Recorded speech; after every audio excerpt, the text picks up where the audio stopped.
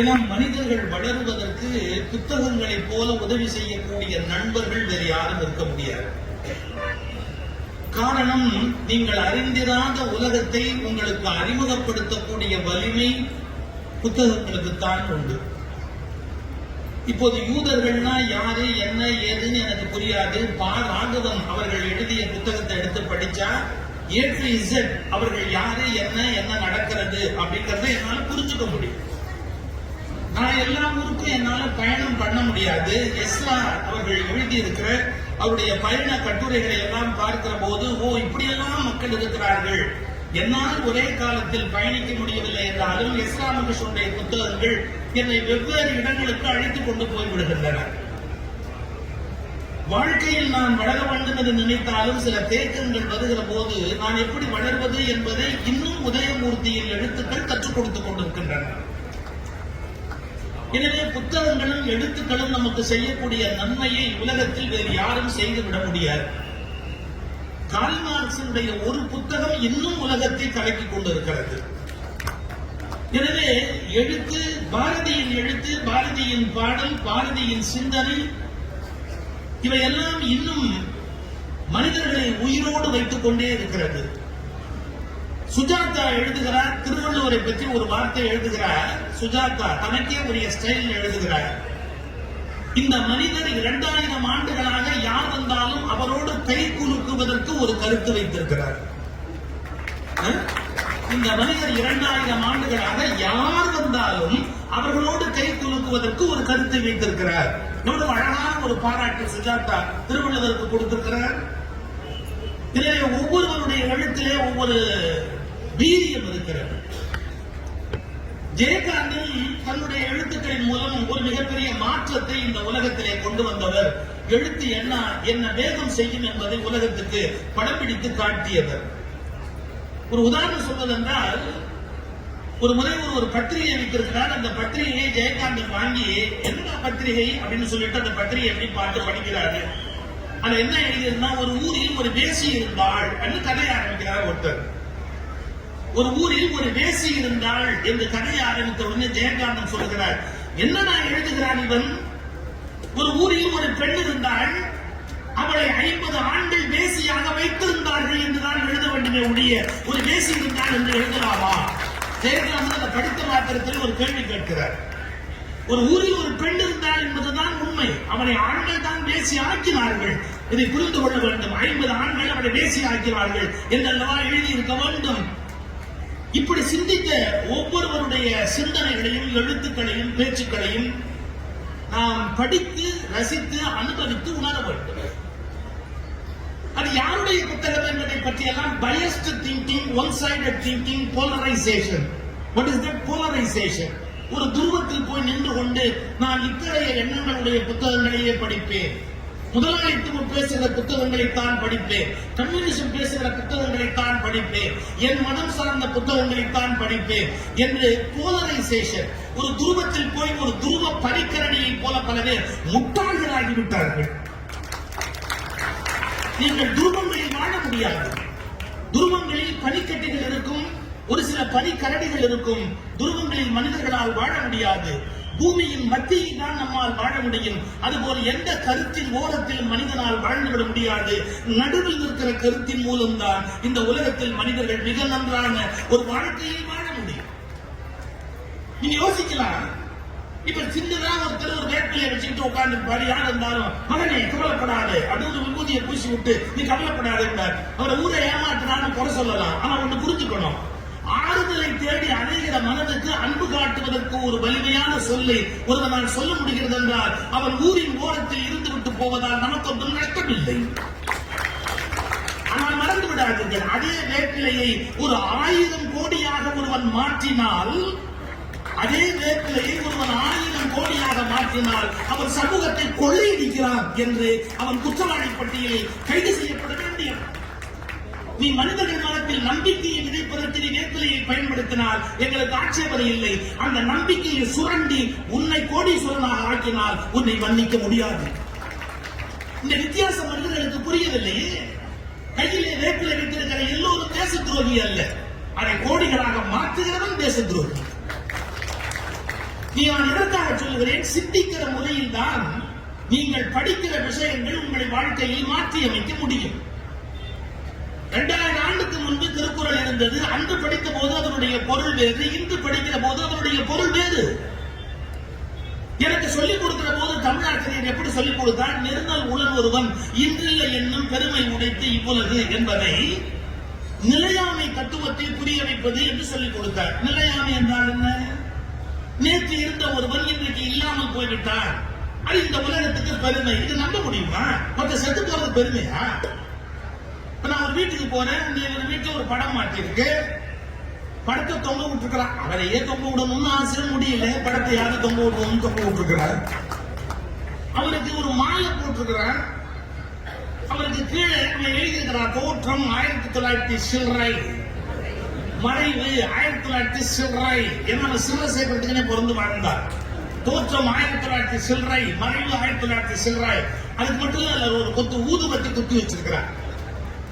அந்த ஊதுவத்தி எப்படின்னா, செத்தவன் தான் ஊதுவத்தியை சகிச்சுக்க முடியுமே ஒழிய உயிரோடு சகிச்சுக்கூடிய வாசனையே கிடையாது. செத்தவன் பிராண்ட் ஊதுவத்தினே ஒண்ணு வச்சிருக்கிறார். அந்த ஊதுவத்தியை குத்தி வச்சிருக்கிறார். நான் கேட்கிறேன், யாரு அப்படின்னு. எங்க வீட்டுல பெரியவர், அப்புறம் பிறந்தாரு, அப்புறம் வளர்ந்தாரு, கல்யாணம் பண்ணாரு, அப்புறம் செத்துட்டாரு. அவர் இந்த ஊருக்கு பண்ண நன்மை ஒரே ஒரு நன்மை, செத்தது தான். இந்த ஊருக்கு போனாரு பாருங்க, அதுதான் உலகத்துக்கு பண்ண பெரிய நன்மைன்னு. இப்ப நீங்க சிரிச்சீங்களே, அந்த திருக்குறளுக்கு அப்படி அர்த்தம் பண்ணா அதேதான் அர்த்தம். நெருங்கல் உளன் ஒருவன் இன்று இல்லை என்னும், நேற்றைக்கு இருந்தவன் இன்றைக்கு இல்லை என்னும் பெருமை உடைத்து இவ்வுலகு. அந்த அது என்ன சார் பெருமை இருக்கு? நேற்றுக்கு இருந்தவர்கள் செத்துக்கிட்டான்னு சொல்றதுல என்ன பெருமை இருக்கு?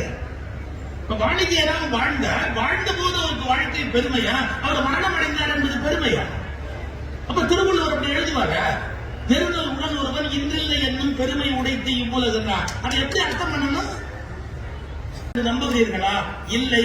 சில கருத்துக்கள் அவருக்குள் போயிருந்தால் அவர் வேறு மனிதனாக மாறிவிடுவார் என்று பெருமை உடையது இவ்வுலகு. நீங்க சரியா புரிஞ்சுக்கிறது சொன்னா, துளசிதாசர் காமம் உடையவரா இருந்தாரு. தன்னுடைய காமத்தை தீர்த்துக்கிறதுக்காக மனைவி வீட்டுக்கு போறேன்னு அவங்க வீட்டு மரத்துல தொங்கின மலைப்பாம்பை குடிச்சு வீட்டுக்குள்ள குதிச்சு மனைவி முன்னாடி போய் நின்று, நான் உன் மேல அவ்வளவு கொள்ள ஆசை வச்சிருக்கிறேன் அப்படின்னு பேசினாரு.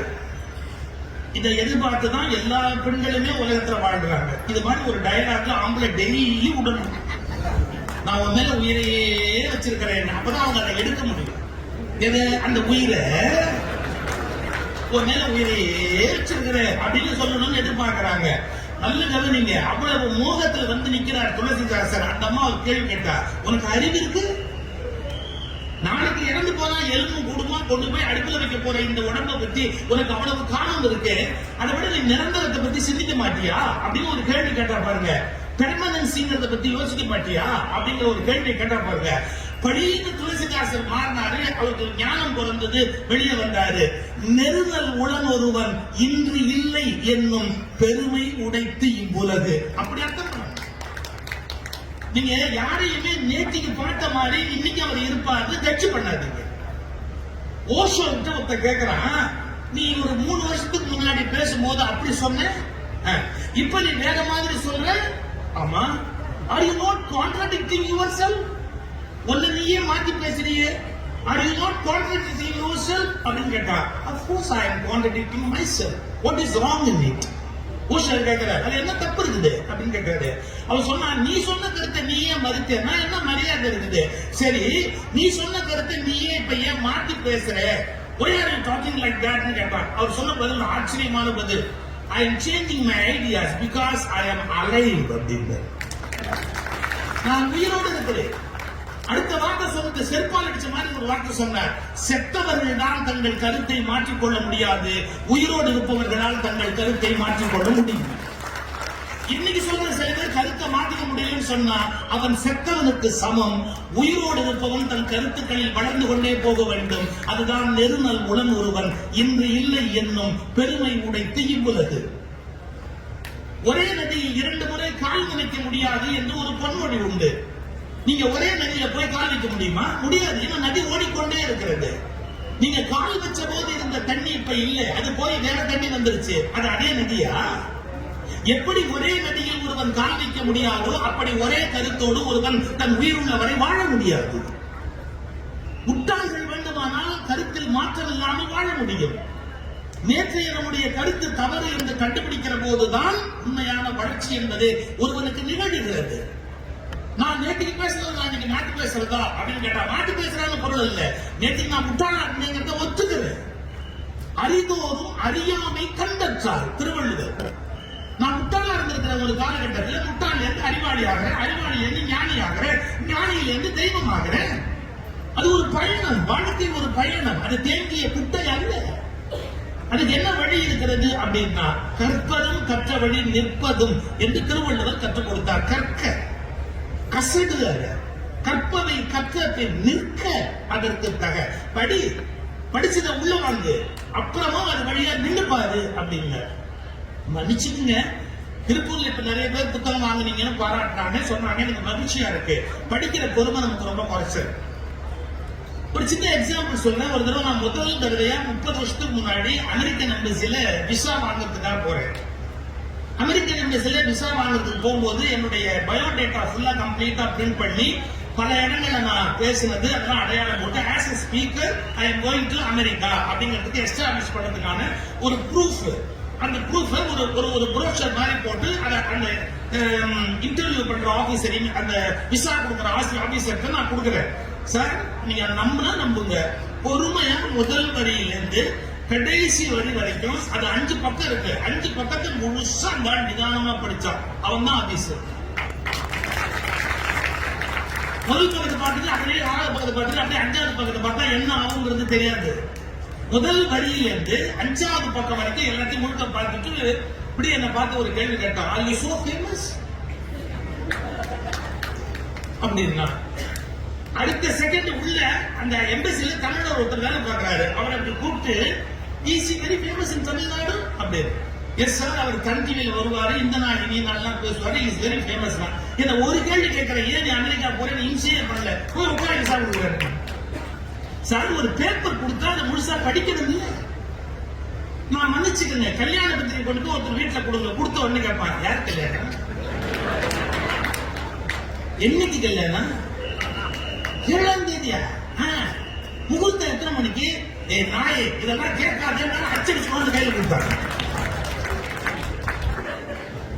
பத்திரிகை கொண்டு கையில கொடுத்துருக்காங்க, எது கொடுத்துருக்கான், படின்னு தான் கொடுத்துருக்கான். நீ மெதுவா எல்லாத்தையும் படிக்க வேண்டியது தானே. எல்லாத்தையும் அவனையே திருப்பி நீ கேட்டுக்கிட்டு இருக்கிறன்னா என்ன அர்த்தம்? மன்னிச்சுக்கங்க, ஒரு அடி இருக்கிற காகிதத்தை படிக்கவே பொறுமை இல்லாத சமூகத்துல லட்சக்கணக்கான புத்தகத்தை எழுதிய எழுத்தாளர்களை கோயில் கட்டி கும்பிட வேண்டும்.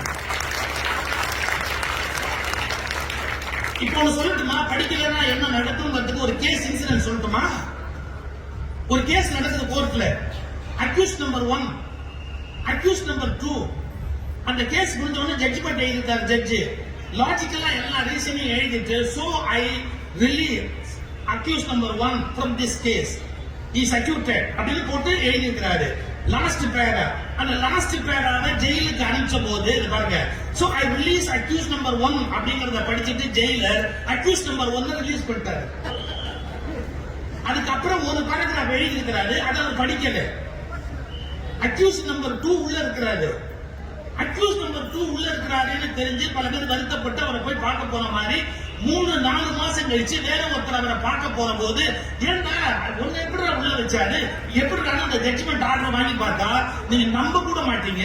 அந்த பேராவோட எண்ணில் என்ன எழுதிக்கிறாரு ஜட்ஜ்னு கேட்டா, அக்யூஸ் நம்பர் 1க்கு நான் கொடுத்த எல்லா ஆர்குமெண்ட்டும் அக்யூஸ் நம்பர் 2க்கும் பொருந்தும். என்ன அர்த்தம்? நான் அக்யூஸ் நம்பர் 1க்கு நான் சொன்ன எல்லாமே அக்யூஸ் நம்பர் 2க்கும் பொருந்தும். So he is also released. 8 மாச காலம் ஜெயில இருந்தார். எதனால? ஒரு பேராகிராஃப் ஒரு ஆபீசர் படிக்காம விட்டதால 8 மாச காலம் ஜெயில இருந்தாரு.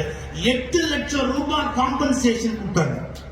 இல்ல 8 லட்சம் ரூபாய் ஒரு பேராவை படிக்காம போயிட்டதால 8 லட்சம் ரூபாய் காம்பன்சேஷன் கேட்டு வாங்கி 8 மாசம் எக்ஸ்ட்ரா ஜெயில இருந்திருக்காரு. அவரு வைக்கலாமா? ஒரு பேப்பர் கொடுத்தா அந்த பேப்பரை உச்சந்தலையில இருந்து உள்ளங்கால் வரைக்கும் முழுசா படிக்கணும். விட்டு விட்டா படிக்கிறது, நுனிப்புல் மேயற மாதிரி படிக்கிறது, தெரியாமையே லேசா தெரிஞ்ச விஷயத்தை பத்தி பேசுறது ஆபத்து. நீங்க எப்ப முழுசா படிக்கிற பழக்கத்தை ஏற்படுத்திக்கிறீங்களோ அப்பதான் முழுமையான ஞானத்தை பெற முடியும். பாரதி ஒரு வார்த்தை சொல்றார், சில விஷயங்கள் உண்மை போல் தெரியும், அவை உண்மைதான், ஆனால் உண்மையை விட ஆழமானது முழு உண்மைங்கிறார். அது என்ன முழு உண்மை? நீ இன்னும் கொஞ்சம் உள்ள போனாதான் அவருடைய முழு உண்மை என்னங்கிறதையும் நம்மளால கண்டுபிடிக்க முடியும். நம்மளால இதை படிக்கிறதுலயே பொறுமை இல்லை. நீங்க போனா நியூஸ் பேப்பர் படிப்பாங்க, அதுவும் அடுத்தது செலவுல படிப்பாங்க. சில பேர் பஸ்ல போகும்போது பேப்பர் இப்படி வச்சிருந்தா நாம காசு கொடுத்து பேப்பர் வாங்குறோம், அவன் கழுத்தை நம்ம தோல் மேல வச்சுக்கிறான். அவன் கழுத்து நம்ம தோல் மேல வச்சுக்கிட்டு நம்ம கிட்ட இருக்கிற புத்தகத்தை படிக்கிறான்.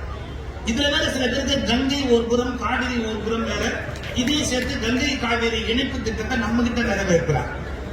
அப்புறம் படிச்சுக்கிட்டே இருக்கும்போது எரிச்சல் என்ன ஆயிடுச்சு, ஒரு தடவை ஒருத்தர் இந்த மாதிரி தோல்ல சாண்டி பேப்பர் ஓசி பேப்பர் படிச்ச உடனே எரிச்சல்ல பேப்பரை மூடின உடனே அவன் கேட்டான் பாருங்க ஒரு கேள்வி, பேப்பர்ல என்ன போட்டிருக்காங்க? இவனே கேட்பான், பேப்பர்ல என்ன போட்டிருக்காங்க? இவன் எரிச்சல்ல சொன்னா ஓசி பேப்பர் படிச்சா 1 மாசம் ஜெயிலுன்னு போட்டிருக்காங்க. அதுக்கு அவன் சொன்னா பாருங்க ஒரு பதில், எந்த மாசத்துல இருந்து இது அமலுக்கு வருதுன்னா அது வரைக்கும் படிக்கலாம்ன்ற ஐடியா படிக்கணும் சார். ஆழமா படிக்கணும், அகலமா படிச்சா மட்டும் போராது, ஆழமா படிக்கணும். என்னென்ன மாதிரியான புத்தகங்கள் இருக்கோ அதை படிக்கணும். அது மட்டும் இல்ல, படிச்சு புரிஞ்சு படிப்பு கல்வியா மாறணும், கல்வி அறிவா மாறணும், அந்த அறிவு வாளறிவா மாறணும். வாளறிவுன்னு ஒரு வார்த்தை பயன்படுத்துறாரு திருவள்ளுவர், அது ஞானம்ங்கிற வட சொல்லுக்கான நல்ல மொழிபெயர்ப்பு வாளறிவு அப்படிங்கிறது. புரியுதா? நாலேஜ் அப்படிங்கிறதுக்கான மொழிபெயர்ப்பு அறிவு, ஆனா ஞானம் அப்படிங்கிற வடமொழி சொல்லுக்கான நல்ல தமிழ் மொழிபெயர்ப்பு வாளறிவு. அது ஒரு பக்கம் அப்படியே இருக்கு. நீங்க முதல்ல படிக்கணும், படிச்சது போராது, அதை கற்கணும். கற்பது வேறு, படிப்பது வேறு, வித்தியாசம் இருக்கா இல்லையா? ரயில்ல நான் போறேன், எதிர் சீட்ல ஒருத்தர் உட்கார்ந்து இருக்கிறாரு, நான் ஏதோ ஒரு வார பத்திரிகை ஒரு மாச பத்திரிகை இதெல்லாம் பொழுது போடுமே அப்படிங்கிறதுக்காக அப்படி வச்சு நான் வச்சு படம் பார்த்துட்டு உட்கார்ந்து இருக்கிறேன். அவர் கேட்கிறாரு, அந்த பத்திரிகை கொஞ்சம் கொடுங்க பார்த்துட்டு தரேன். நல்ல கவனிங்க, பத்திரிகை கொடுங்க பார்த்துட்டு தரேன். ஏன்னா பார்க்கறதுக்கு தான் அதுல விஷயம் இருக்கு, படிக்கிறதுக்கு அதுல ஒரு மண்ணும் இல்லை, படிக்கிறதுக்கு இல்ல, அதனால பார்த்துட்டு தரேன் அப்படின்பாரு. கொஞ்சம் ஆழமான புத்தகம் திருக்குறள் வச்சிருந்தேன்னா பார்த்துட்டு தரேன் பாரு, இல்லாட்டி வாழ்க்கை முதல் கங்கை வரை வச்சிருந்தா பார்த்துட்டு தரேன் பாரு, இல்லாட்டி நீங்க வேற ஆழமான நூல்கள் தத்துவம் சார்ந்த நூல்களை எல்லாம் உள்ள வச்சிருந்த இந்திய தத்துவ ஞானம் ராதாகிருஷ்ணனுடைய மொழிபெயர்ப்பு புத்தகத்தை கையில வச்சிருந்தா பார்த்துட்டு தரேன் பாரு, படிச்சுட்டு தரேன் பாரு. வித்தியாசம் பாருங்க, பார்த்துட்டு தரேன் படிச்சுட்டு தரேன். படிச்சா போறாது, இதை வாங்கி வீட்டுல போய் கற்று, படித்தலை விட இன்னும் ஆழமான ஸ்டேஜ் ஒண்ணு இருக்காது கற்றல். கற்றலுக்கு படித்தலுக்கு என்னங்க வித்தியாசம்? நீங்க சாப்பிடுறீங்கல்ல, சாப்பிட்ட எல்லாமே உணவு உங்களுக்குள்ள போறது இல்ல, எது ஜீரணமாச்சோ அதுதான் உள்ள போகுது. நீங்க சாப்பிடுற மாதிரி படித்தல், ஜீரணமாகிற மாதிரி கற்றல், ஒரு ஸ்டேஜ் வித்தியாசம் இருக்கு. அதுல இதெல்லாம் கரெக்ட் இதெல்லாம் தப்பு அப்படின்னு பிரிச்சு மேயறதுன்னு பேரு. அதை பிரிச்சு எடுத்துடணும். நம்ம ஒரு புத்தகத்தை படிச்சுட்டதாலே அது கரெக்டா இருக்கணும்னு அவசியம் இல்லை.